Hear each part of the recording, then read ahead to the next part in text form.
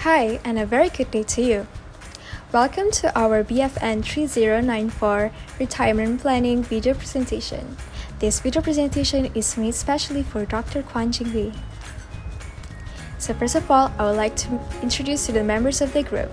First, we have Mariam Derbas. Second, we have Nur Atika binti Zulkifli, me, Siti Nur Hidayah binti Muhammad Rusli, and also we have Nurul Umairah Husna binti Muhammad Lasri. Moving on, I would like to talk about the contents of this video. First, we have general plan for budgeting. Second, we have liquidity management. Third, general plan for financing. Fourth, income and asset protection. Fifth, investment planning. And lastly, estate planning. So we would like to introduce you to a character of this video. We are talking about Sarah Ali, who is a 20-year-old Muslim girl who is a fresh graduate from USM. She took bachelor degree in marketing. She managed to collect and save up to 15,000 ringgit, that is 4 years worth of her scholarship handouts. Then she got a job in Petronas under marketing department with a starting salary of 2,000 ringgit and 500. Hi, my name is Nurul Umairah. So I'm going to continue with our first step, which is the general plan for budgeting and tax planning. So in order for Sarah to have smart and systematic retirement planning, she must know her financial position at the moment, so she can establish a budget carefully, and she will get the view of the picture where she currently stands. So when she knows where her currently standing financially, she can have the flexibility to plan for the future goals, and it is easier for her to know and track where her money is going. So a little bit about Sarah. Sarah has an account saving up to 15,000 ringgit and an income of 2,500 ringgit per month, and company also offer her best bonus of 200 ringgit if she managed to get perfect attendance and a monthly 300 ringgit transportation allowance, which makes the total income of 3,000 ringgit per month. She has a car bought by installment with amount of 45,000 ringgit, in which she has to pay a total of 500 ringgit per month. Sarah has paid 10,000 for the down payment, and she has a remaining of 35,000 balance to be paid by installment. So let's look at the financial statement. So we can see her income and her expenses. So the total income that she got is 3,000 ringgit, and the total expenses is 2,487 and 25 cents. So the total of her net income and her saving is 512 and 75 cents per month. So let's move to her balance sheet. In the balance sheet, we can see her asset, her investment, and her liability. So the total asset that she has is 57,000 ringgit, and the liability that she has is 36,200 ringgit, which make the total net worth is 20,000 ringgit and 800. And this I'll pass to the next person. Okay, thank you, Umairah. My name is Nur Atika, and I will present about managing liquidity part. Liquidity planning is very important to meet essential daily expenses and also to protect from unforeseen conditions such as unexpected and job loss or medical expenses. And regarding how much money to reserve and allocation, first of all, Sarah must evaluate her liquidity needs and then find a suitable strategy for her asset allocation. She should have an emergency fund up to 6 months of her salaries. It also can be 3 months, but it is best to have a saving of 6 months salaries. Then she needs to reserve the cash amount that are enough to cover her monthly living expenses. After that, he can save her income balance for savings. For money management, she can allocate her existing saving in short-term and also long-term financial investment instruments. There are various options available that there are risk-averse options such as fixed deposit, ASB, which is a unit trust investment, tabung haji, and also mutual funds. Meanwhile, for credit management is a form of financial aid for people to support their spendings.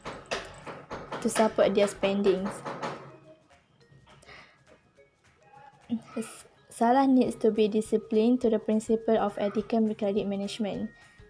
So she cannot take a credit payments that exceeds maximum of 30% of her net income, including other loans, which is her car loans. She must ensure to limit the usage for necessary things only and plan well to pay the outstanding amount as much as possible in a specific period to keep a clean record. Okay, so that's all for managing liquidity part. Hi, my name is Mariam, and now I will discuss about step number 3, which is general plan for financing. Retirement plan is the process of deciding what retirement goals are. We have created and calculated her spending output in order to achieve her goal for retirement planning. So basically, having a general plan for financing is having a way to achieve your retirement goal about how you manage and how you achieve your financial future goals. So now Sarah's main goals are to plan for her retirement at the age of 16. So basically she have about 37 years to prepare and ensure that she have enough resource of kind of life she wants after retirement. In order to achieve that, we have conduct a table for her spending output, for her long-term goals and short-term goals, for her financial future goals in order to achieve her retirement planning. So for evaluation of the car, for the long-term goal, she want to make sure she owned the car after 9 years of the payment. And for her short-term for goals, she want to make sure she have the ability to save each month from her salary the amount of 500 ringgit for her down payment for the car plan installment. Okay. And for the second one, to become to how to manage her debit.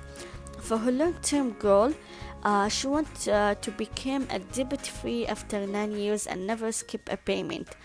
And for her short-term goal, she wants to work up on a plan to pay off on a creditor at time to avoid getting any extra charge on her interest rate and avoid getting the outstanding late fees.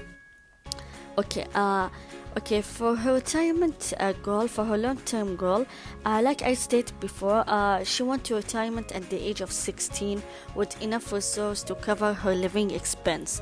And for the short-term goal, she wants to conduct a suitable retirement saving plan based on her financial outcome and expense. Okay, now I will pass to my other friend. We will continue to our next step, which is protecting assets and income. So protecting assets and income, we came to insurance planning. So insurance planning is very important in order to protect our assets in case of something unexpected happens in the future. For example, accident, illness, or death. So we have a few insurance that Sarah plans to take in the future, which are health insurance, social security, and life insurance. So health insurance, since Sarah is very healthy and she rarely meet doctors, so it is more beneficial for her to choose for a high deductible plan, because high deductible plan serve a lower premium. And actually health insurance varies from people to people, but the best way to choose is by choosing the most cost-effective plan, and the recommendation is AIA, A Plus Health Insurance. Next is Social Security, which is SOCSO or PEKESO. It provides social security to all Malaysian workers, including medical, cash benefit, offering financial guarantees and protection of the families. Since SOCSO is 0.5% from her income, so we get a total of 12 ringgit and 50 cents per month. And lastly, life insurance. Life insurance more than just giving benefits to loved ones after Sarah has died one day. It could also cover a wide range of financial protection. So since Sarah has a long time horizon and potential income growth, she can give a go to investment-linked life, where she can take a little bit high risk to accumulate her money throughout the years before she reach her retirement age. So recommendation is Ethica Maxilink Insurance Plan.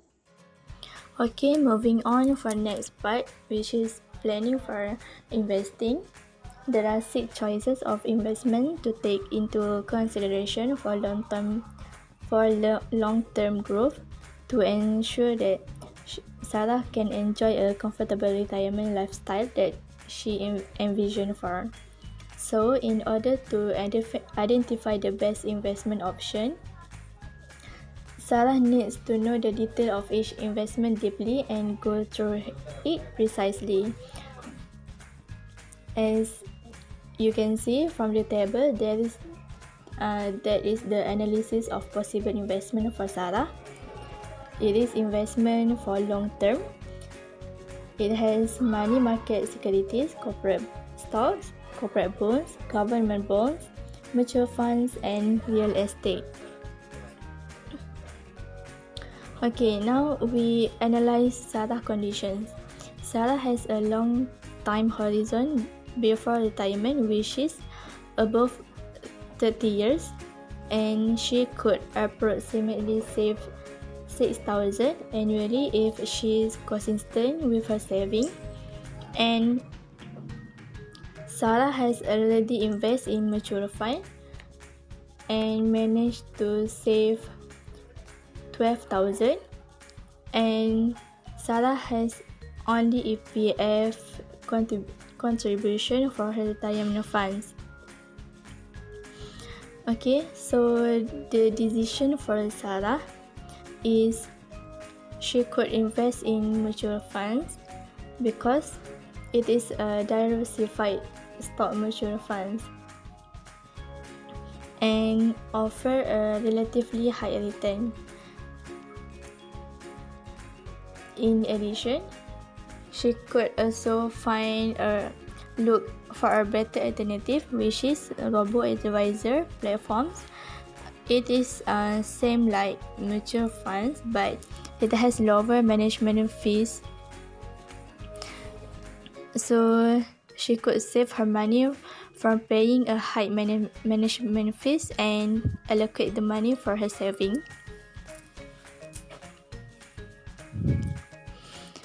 And robo-advisor also requires a minimum initial investment as low as 100 ringgit. So she can invest in multiple funds like the mutual funds and also robo-advisors. And for the short term is we advise her to invest in unit trust fund such as ASB because it is safe and have a high liquidity and also give a moderately high return rather than she save her money in the normal saving accounts, so she could have some returns. Okay, that's all for the investing part. Hi, and now I will talk about our last step in our retirement planning, which is step number 6 is a plan for estate planning. Okay, Sarah main goals are aims and to have a perfect retirement plan for her wild life. And in order to achieve that, she decided to conduct and have her own Easter plan for her future because she's aware about her fears, and she did so many research and found out so many advantage and disadvantage I will discuss now. And this is the main reason that makes Sarah to have her plan for Easter planning. Okay, next. Okay, now I will discuss about the advantage and disadvantage of having a will and not having a will for Sarah. Okay, the first advantage, you provide for your beneficiary in the will you decide, then rather than letting the law decide. So you will have the decision to decide for your beneficiary, like what they will get, how much they will have, other than not. Okay, if you don't have the will, the disadvantage, the law will decide for you the net worth for your beneficiary. The second advantage, your partner or your stepchildren, or your children or your mother or any age relative who depend on you, they will be financial protect because you can provide them in your will. Okay, the disadvantage of not having a will for your close relative, like I mentioned before, under the law, there will be no provision for your people. In return, they may fall and face a financial difficulties. Okay, the last advantage for having a will. Having a will going to make the process fast in couple months. However, if you don't have a will, the disadvantage, since it's a legal process, it may take a lot of years, and it will be a huge cost and loss for your assets value, because they will keep for many years, so their value will be dropped by the time your letter of administration is ready. Okay, next. Okay, now I will talk about the process for her. Okay, now I will talk about the process Sarah need to follow to have her will or her wasiyah. Okay, like we mentioned in our case, our character Sarah, she's a Muslim and she's still single. So since she's a Muslim and she's still single, Sarah has decided to have her Islamic trust, which is known as wasiyah, which is known as a will. Okay, so she have basically 5 main steps to follow to conduct her will. Step number 1, how much is Sarah assets value? Step number 2, to determine how you want your estate to be distribution, how to divide it. Step number 3, decides on the means of transferring assets. Step number 4, to exceed your Easter plan. Step number 5, to review your Easter plan regularly. Okay, for the next slide. Okay, this is for step number 1. How much is Sarah assets value? So we came for the proportion of ownership based on her assets. Like you see from the graph, her fixed assets value is 62%. Her current assets value is 21%, and for her long-term investment, it's 70% of her assets value. And you can see from our table, Sarah, she have a checking account of 10,000 and saving account of 5,000, which is which is her value for total current assets, which is 15,000, and for her personal use, which is her fixed assets, which is her vehicle, which is her car, at the value of 4,500 ringgit. And for her investment for the long term, she invested in mutual fund, so she have 12,000 ringgit. So her total assets value is 557,000. This is for her first step. So we know how much Sarah assets value is. Okay, next. Okay, for step number 2, she need to determine how you want your estate to be divided. Okay, Like I said before, Sarah is still single, but she has her family member, which is her father, mother, and one sister and one brother. So Sarah has decided, due to her current state, that she's going to make them as her beneficiary and willing to transfer her assets, them upon death. So we can see from the table, this is what she's going to write in her will. So for her beneficiary, under the section beneficiary, for her father, she wants to give him her fixed assets net worth, which is her vehicle, which is her car. And for her brother, she wants to give him her long-term investment. And for her mother, she wants to give her her checking account net worth of 10,000 and her current assets. And for her younger sister, she wants to give her her saving account net worth of 5,000. Okay, for this is for step number 2. Okay, for step number 3, now she need to decide what is the mean of transferring assets.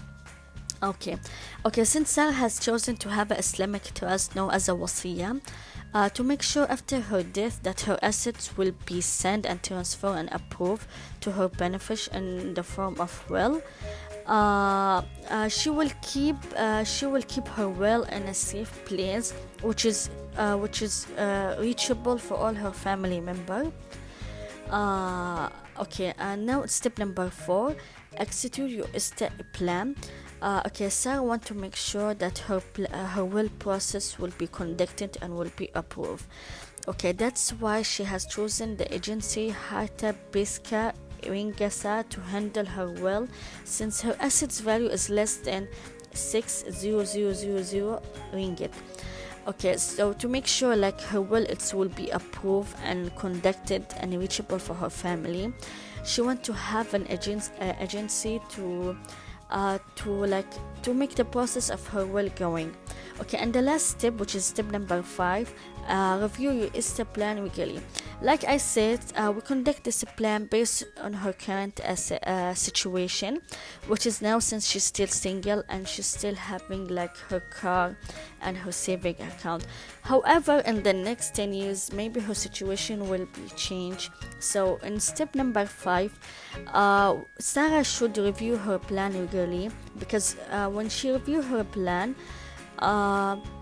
it will be helpful for her additional any change in her major life event, and it will help her also to ensure her legacy is passed under her wishes, like she wished when she died. So now that's all for me. Now I will pass to my other friend. And right now, I'm going to talk about the pros and cons of the ideal retirement plan that Sarah Ali has taken. As for buying a car, the pros is that the monthly installment will be relatively low, so Sarah can focus on paying for other necessities.